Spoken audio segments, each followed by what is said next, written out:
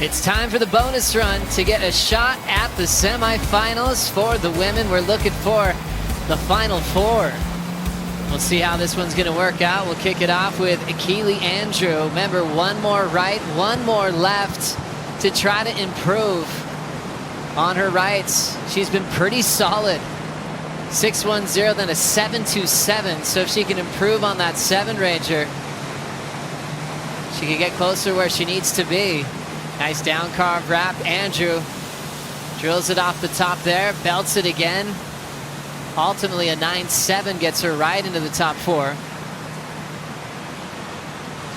Goes for that layback kind of style carve off the top, really just dropping the back shoulder, and she'll slam on the brakes into that cylinder. See her just drying her eyes there through that barrel, and goes for that crushing forehand snap to finish. She's made a lot of money on that forehand snap in her career, young Keely Andrew. She has. It's so trusty. Definitely her weapon. Growing up on the Sunshine Coast, a lot of right-hand point breaks. So true. You see on the Red Bull ski, James Matthew and and Larry Haynes, I should say. Hi, everybody. I'm Joe Turpel with Rosie Hodge. We're into the bonus run of competition here on Saturday in Lemoore, and this is where the pressure is there. We've got the top four with Tatiana, Sally, Carissa Moore, and Joanne DeFay, and all these surfers that are kicking off their runs are trying to take one of those spots. We'll go back to Keely's wave. What happened here? Well, Keely trying to build on the 7-2-7 that she has on her scoreline already. This is the bonus run, so yeah, tucks into that barrel. She does get some vision, Joe. Goes for the double hand grab. I love what she was able to do on this inside section. Falling out of the sky there, so steepness, tacks that lip. Like you said, Keely, that forehand, her strength. It's done her well so far in her career. Lines up that barrel, takes a bit of time to set this up, a double hand drag again. Still within view there, so not particularly deep. Love this maneuver from her here just to finish it off. Gets a little hung up. Do you think she improves? Because right now equal fifth with Joanne DeFay in the final five. With Mexico around the corner, I think that'll be her favorite start in the remainder of the year, getting a dreamy right-hand point. That's going to be in her favor as well, but she can give her a little bit more room to be more comfortable to seal the final five spot. There's going to be some pressure on Gilmore this afternoon. Yeah, just give her a little bit more rope, a little bit more leeway as she heads into the final few stops. But like you said, it's cutthroat in the women's competition. You got to get in that top four picture on the leaderboard to get into the semifinals here for the women's competition. This is the bonus round. So right now, Keely Andrew has a little bit more room to improve on the left. Her 7-2-7 still stands. But if she can get into the 7 range on the left, a 7-5-7 to be exact, she'll move into the top four. So good start so far for Keely. Deeper off the bottom, and she will grab a rail. What a tough part of the wave to go down in, as it goes incredibly square.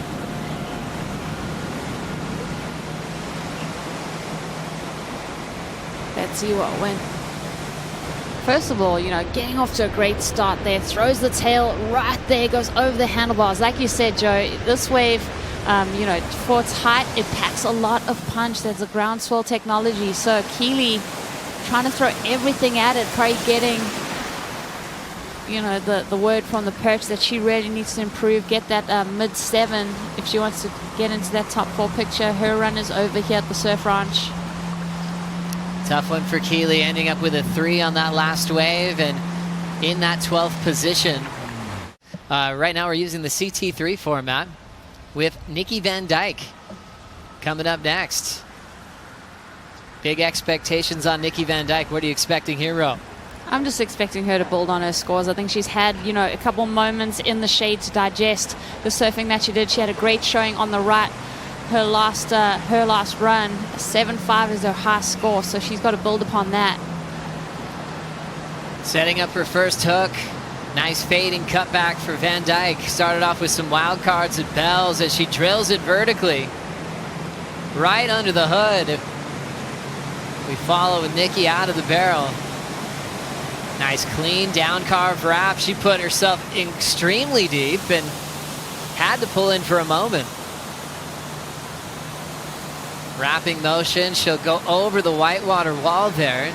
She pulled that maneuver off before, but she'll lose the rest of the wave. As you see that end part, that's the biggest, widest, hollowest section, even comparing the right to the left. And she'll miss that, but the good news for Nikki, her best wave was her 7.5 that she started with. So really the main improvement that she's hoping for to get a spot in the Final Four will come on the left. Let's see what happened here. Yeah, Nikki, you know, knowing that she has a great score already locked in for the right, and you do score the left and the right and combine those two scores. Obviously, her left-hander, the 4.93 is her high point. I'm wondering if she's trying to kind of save and conserve a little bit of energy. She did have a few really stellar moments on this ride. You never want to blow an opportunity at the surf ranch, but, you know, this is her 5th wave today. You know, 4 waves is already surfing over a mile, so it's a lot of energy, and when you put it into that kind of perspective, the athletes have to pick and choose their moments.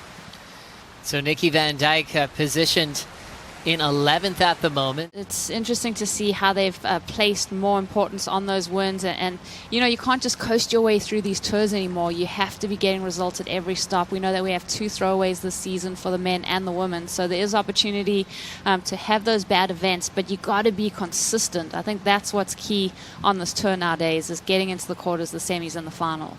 Nikki Van Dijk beat Carissa Moore in the final in Portugal for her first win of her career, but she was very consistent on the qualifying series as well. One of the most consistent surfers to compete in Manly, which she often used as a warm-up. That venue, I saw her do some pretty explosive maneuvers, especially outside of the jersey. You can tell she works on a lot of different types of moves.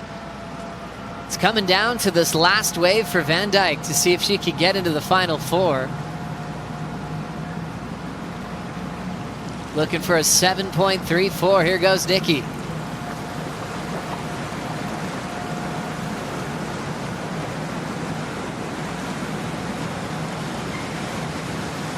Getting 2 turns before this section, but somehow she got caught behind. It was interesting from the angle we had. I felt like she had a decent start. The carve looked great. She kind of connected with that speed turn. Next thing you know, the whitewater is at her heels. Very unfortunate for Nikki, even knowing, you know, that 7 Ranger wave that she needed, very well within her wheelhouse. So unfortunately going down there, not improving her situation. Sage Erickson having her turn here in the bonus run. 1 more right, 1 more left to try to improve on the numbers that she threw down in the qualifying round. Erickson, a 2-time U.S. Open champ, looking aggressive to start. Working closely with Tommy Whitaker, longtime CT standout, tucking in for the pit. Staying incredibly low. Also hanging out with her best friend, Alana. Traveled from Hawaii to be in her support crew. Clean snap there. Sage putting some pressure on the back foot. Another nice vertical, capitalizing on that section, which allows you to throw down a lot of maneuvers. Staying really low, really deep in the barrel. The foam ball will take her down. You can see she was trying to lock in for one of the longest tube rides on the right. Once those fins start dancing a bit, you're trying to hang on with everything you've got. I like that, the effort though. She was trying to improve on a 5.93. Looks like that score will remain as her high score. We'll take this look from the Shiseido ski cam.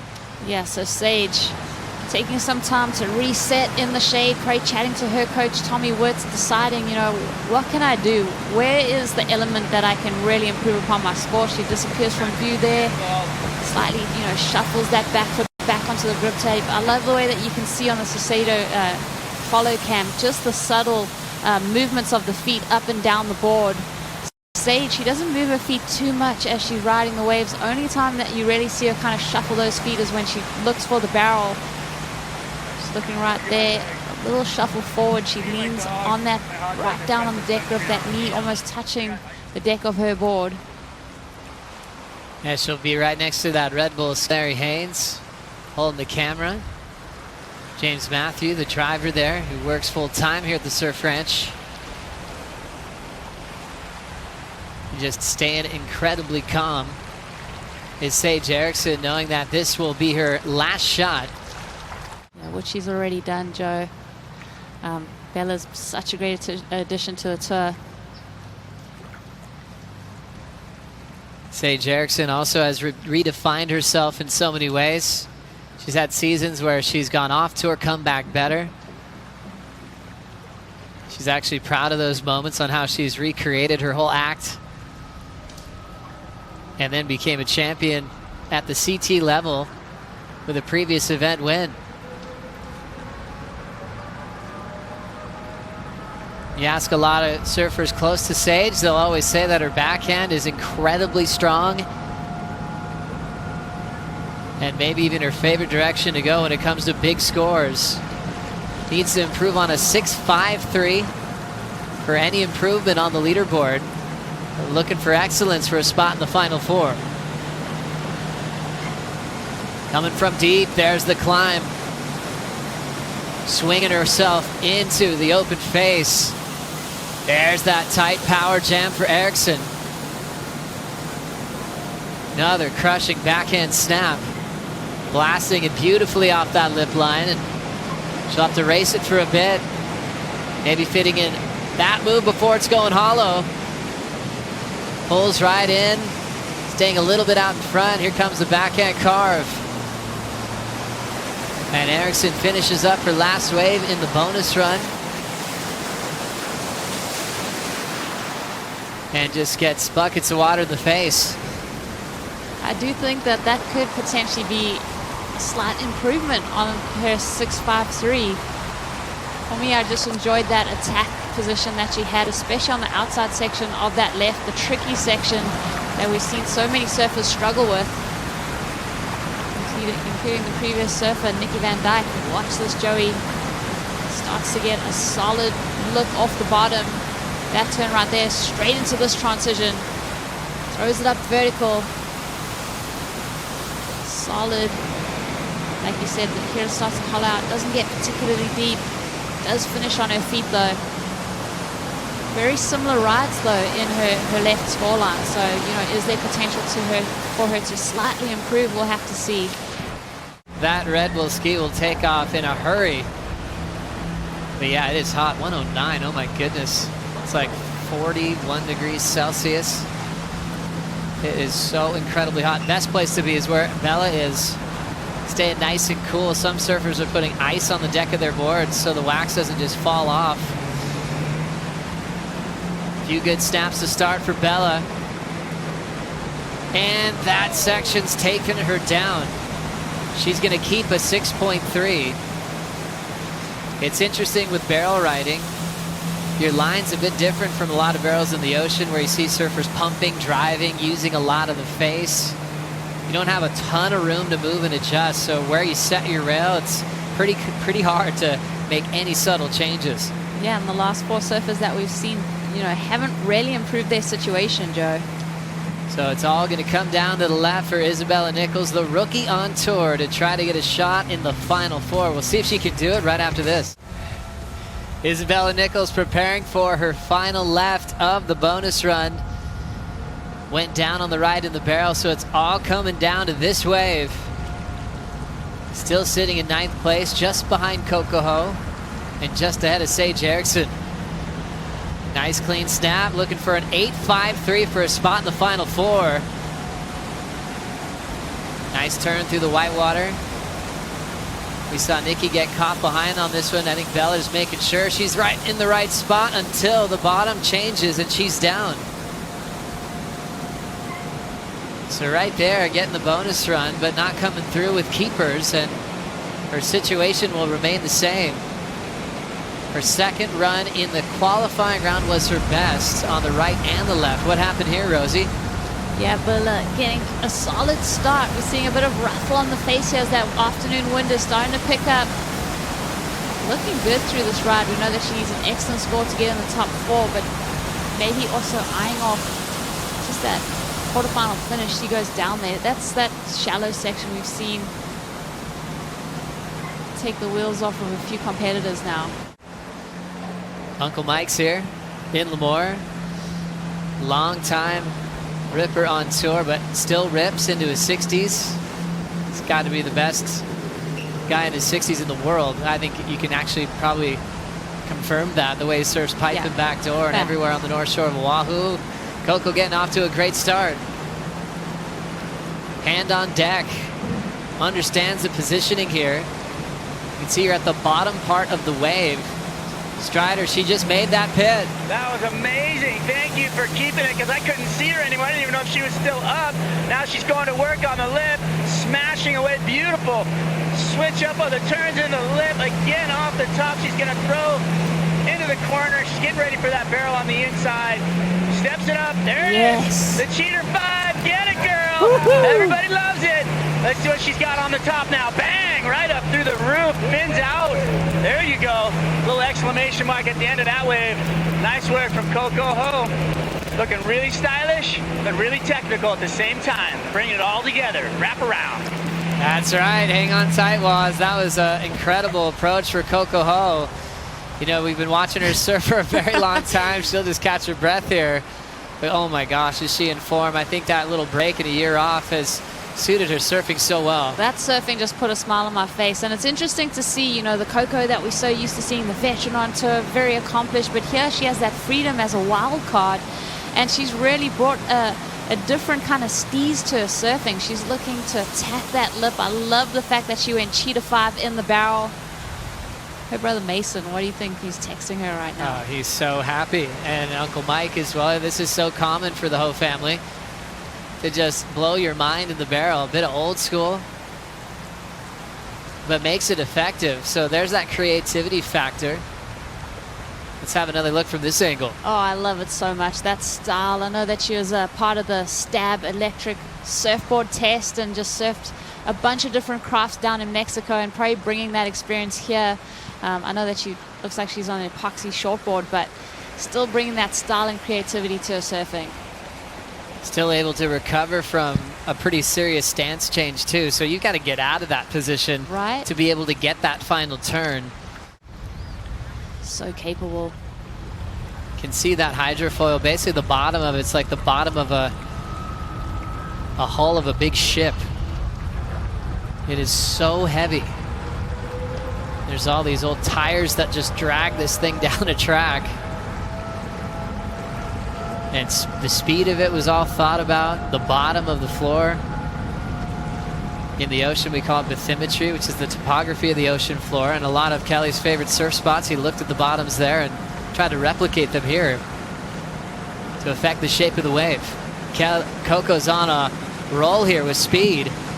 See where she puts it, right there through the whitewater.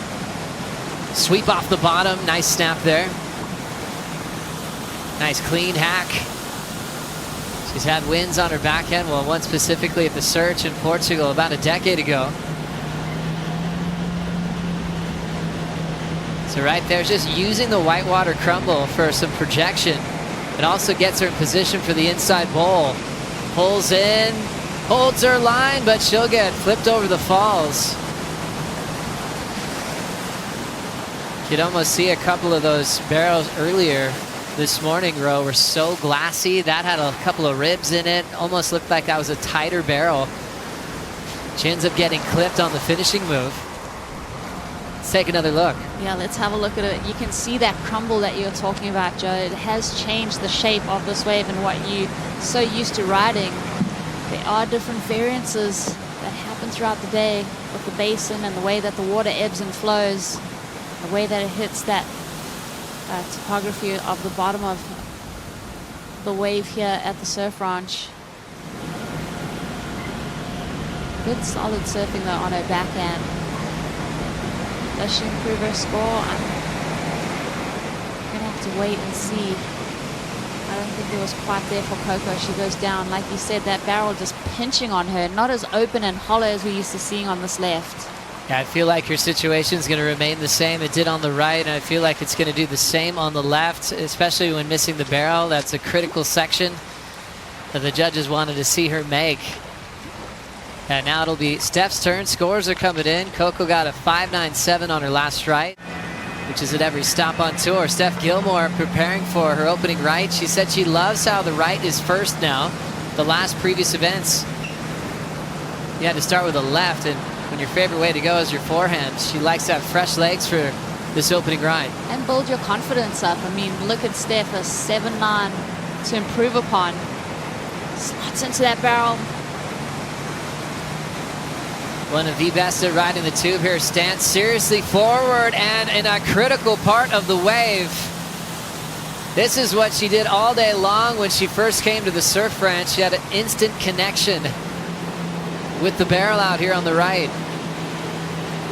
Footwork changes, the back foot way back on the traction for turns. Weightless on the effort into the inside bowl. Steph Gilmore out of that pit, going for the finish and the classic wrap to end a beautiful ride for Steph Gilmore. Had a 7-9 she was trying to improve on there, Rosie. She got deep on that barrel on 2 of the sections, Joe. I mean, it's as deep as you can get, and really, it wasn't a fluke, right? That was all planned out. She knows how to turn it on and stay deep inside of that barrel with the, the weighting and the unweighting, controlling her speed, controlling her position in the barrel. Beautiful swoops to start off with. Slams on the brake. She starts to get covered up right there. Still waiting for her to get a bit deeper. There you see that tail kind of shift on the foam ball. She's right there back on it. She negotiates it so well. You see that board start to rattle and chatter under her feet. That means she's deep on that foam ball. So cool when you see that last part of the barrel and she gets sucked into it like a vacuum. That's when you know she's maxed it out the back. Yeah, there it is. And then it kind of rockets her out again. She shifts that back foot back onto the grip tape. Does she improve on the 7-9? That's the question. Does she take this thing excellent? The way she entered the barrel was so critical. Yeah. Wow, and look at that quick shift of the foot too. I think once you see it in slow-mo, you can really pick up on what she's doing and how critical it was. The airdrop out of the sky and then understanding she had to be way forward to make it was brilliant from Steph Gilmore. Already had a big score of a 7-9. Any improvement will take a bit of the weight away for what she needs to do on the left. Judges do improve her situation by 0.03, a 7.93, so just a touch. And now she will need a 6.91 to get to the final 4 here. Getting that board motion top to bottom. This thing's starting to drain, so she's got to pick up the pace. There's the backhand climbing snap. Throws it over that pockety section. Right into another beautiful turn spray flying off that DHD. Nice carving work for Gilmore. She's got to be solid through the end if she wants to spot the final 4. Punches off the pocket, slamming on the brakes, ready to get shacked. Super deep, the lips on her head. And Gilmore will miss the end section tube when she was chasing down a 6.91. The question is always, how will Steph handle the pressure? I love the start to that wave. She had to finish it off though, Joe. We'll see if she maintains her position, gets in the top 4. Tough one for Steph Gilmore. Does she get the 6.91? We'll find out right after this.